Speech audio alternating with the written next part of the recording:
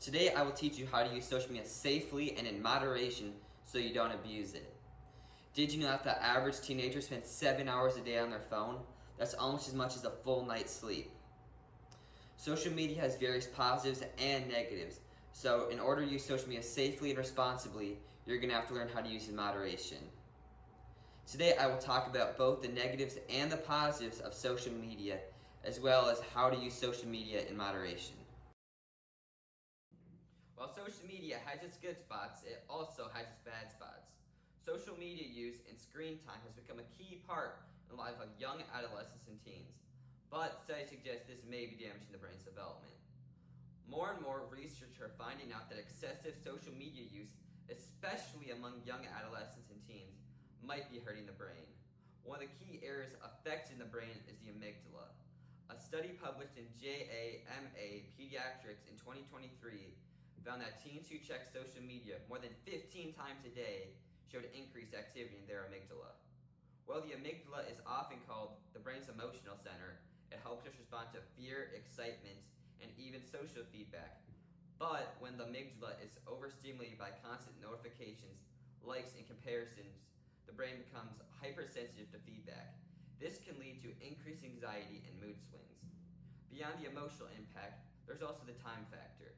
How many hours do we lose each day scrolling mindlessly and comparing ourselves to other people's lives?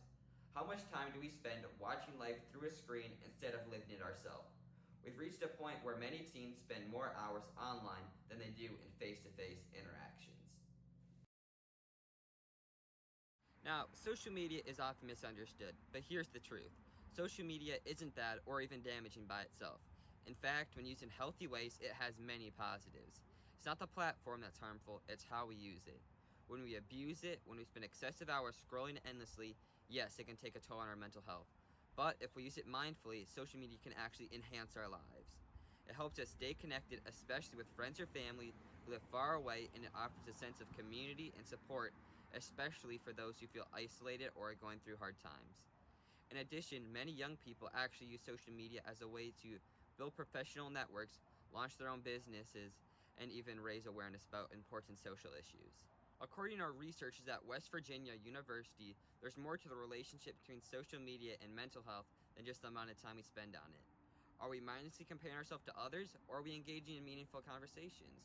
Are we doom scrolling through negativity, or are we finding inspiration and knowledge? So instead of blaming the tool, let's learn how to use it more wisely. Let's make social media a force for connection, growth, and positive change, not a source for stress or harm. Social media is like food. Too much junk, and yes, you'll feel bad. But with the right balance and the right choices, they can fuel you, connect you, and even help you thrive. Now, after everything we've talked about, both the positives and the negatives of social media, you might be wondering, how can we actually use social media in a healthy way? The answer is moderation. Using social media intentionally without letting it take over our lives. And here's how we can do that. To lessen the harmful impact of social media on you and your mental health, especially in young people, it is very important to build healthier digital habits. One of the most effective strategies is time limits for daily social media use, which can help prevent the urge and reduce the feeling of dependency to constantly check your phone. You can also try turning off non-essential notifications to also lower the urge to constantly check apps. Finally, you should try replacing screen time with real-world activities like sports or spending time with friends. These activities can actually improve your social skills, unlike social media.